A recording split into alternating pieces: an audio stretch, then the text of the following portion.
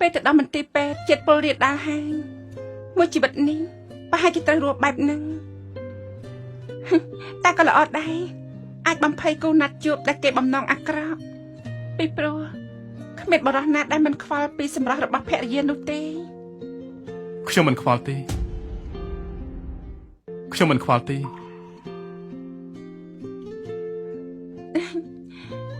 លើថាលោកជាអ្នកស្នងមរតកត្រកូលសៀវលោកអាចមិនខ្វល់ប៉ុន្តែត្រកូលសៀវប្រកាសជាមិនអនុញ្ញាតទទួលស្គាល់កូនប្រសាទដែលមានមុខមាត់ដូចខ្ញុំទេទទួលព្យាបាលមុខម៉ាក់បាន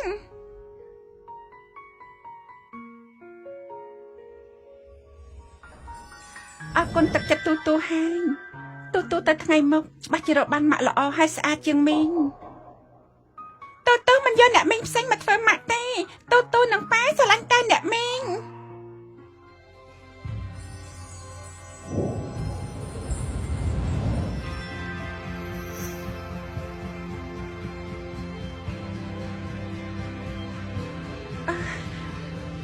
មុខរបស់ខ្ញុំ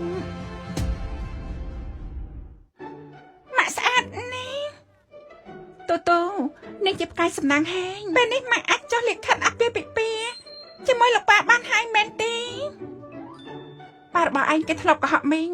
ទុកមីងចោលនៅកន្លែងចុះលិខិតអាពាហ៍ពិពាហ៍ម្នាក់ឯងអញ្ចឹងបើពេលនេះគាត់ចង់គឺមិនមែនងាយទេ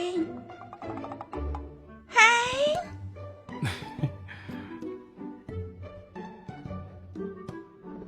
កាលនោះប៉ាអូនលើថាបងសំបែកគាត់ខឹងណាស់ហើយគាត់ផ្ដាច់ការសហការជាមួយត្រកូលសៀវទៀតហើយបញ្ជាឲ្យអូនតាក់ទងជាមួយអ្នកផ្សេងឥឡូវនេះបើសិនជាយើងចង់ផ្សះផ្សាស្នេហាចាស់ក៏ត្រូវឆ្លងកាត់លោកប៉ាសិនដែរម៉ាក់កុំបារម្ភទូបញ្ចូលលោកតាឲ្យបានបងក៏ជាពាក់ការបញ្យល់ឲ្យលពូដែរលោកប៉ាកូនត្រឡប់មកវិញហើយកូនបាននាំលេងជាតិនឹងទូកូនរបស់គាត់មកជួបលោកប៉ាដែរដើមមលូម៉ាក់របស់ឈិញទើបតែចាក់ចេញទៅបាន3ឆ្នាំហេតុអីក៏ឯងចង់ចាក់ចេញពីយើងទៀតហើយលពូកាលពីមុនខ្ញុំបានធ្វើឲ្យឈិញពិបាកចិត្ត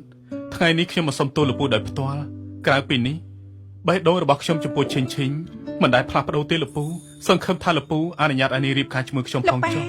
គាត់មិនចង់ឲ្យកូនពិបាកទេគាត់សំបែងតែកូនជឿថាកូនរស់នៅជាមួយគាត់បាននៅមានទូទៀតទូព្យាបាលមកឲ្យកូនជាហើយគេជាក្មេងនាំសំណាងលោកប៉ាច្បាស់ជាស្រឡាញ់លោកតាក្មេងនេះស្អាតគួរឲ្យស្រឡាញ់ណាស់នេះ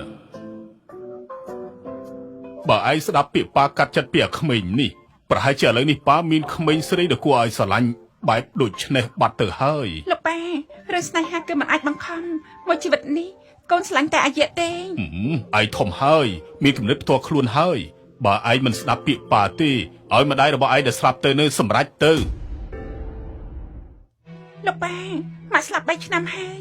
តែគាត់សម្រេចចិត្តយ៉ាងម៉េចដើមមលូនេះយើងបានដាំវានៅពេលដែលយើងរៀបការជាមួយម្ដាយឯងកាលនាងនៅរស់ដើមមលូនេះចេញផ្លែជារៀងរាល់ឆ្នាំឥឡូវនាងលែងនៅហើយដើមមលូនេះคล้ายជាអនុស្សាវរីយ៍តែមួយគត់របស់យើងបើឯងអាចធ្វើឲ្យដើមមលូនេះចេញផ្លែឡើងវិញយើងនឹងចាត់ទុកថាម្ដាយរបស់ឯងនៅឋានសួគ៌យល់ព្រមលោកប៉ាកុំលេងសើច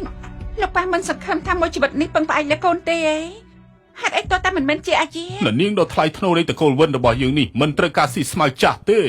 លោកពូវិនអ្វីដែលលោកពូនិយាយត្រូវណាស់ខ្ញុំបានធ្វើឲ្យឈិញពិបាកចិត្តខ្លាំងណាស់កាលពីមុនខ្ញុំគួរតែទ្រាំនឹងការលំបាកខ្លះដើម្បីសងវិញអញ្ចឹងលោកពូដែលលក្ខខណ្ឌមកដើមមលូនេះមិនចេញផ្លែ3ឆ្នាំហើយឯងមានវិធីអាចសម្រេចវាបានដែរទេ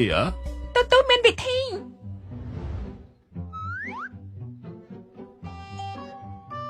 កាប់វាត្រង់នេះទៅឆ្នាំក្រោយគឺវាលូតឡើងវិញហើយស្អីគេលោកតាកូជាអ្នកបង្រៀនដាំឈើចាស់ងាប់ហើយអាចកាប់វាចោលដើម្បីឲ្យដុះឡើងវិញតែបើចង់បានផ្លែគឺត្រូវរងចាំឲ្យច្រើនឆ្នាំទៀតទូពិតជាឆ្លាតមែនទោះជាយឺតក៏ដោយក៏ជាវិធីល្អមិនមែន1ឆ្នាំ2ឆ្នាំឬក៏5ឆ្នាំដើម្បីឈិញខ្ញុំសុខចិត្តរងចាំល្អសម្រាប់តាមនឹងលោកប៉ាឯណាពុថែងកុំកាប់ខ្ញុំអី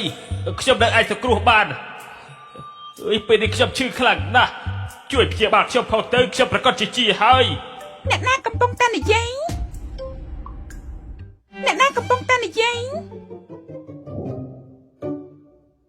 សំឡេងនេះមិនមែនជាសំឡេងលោកតាទេនាងតូច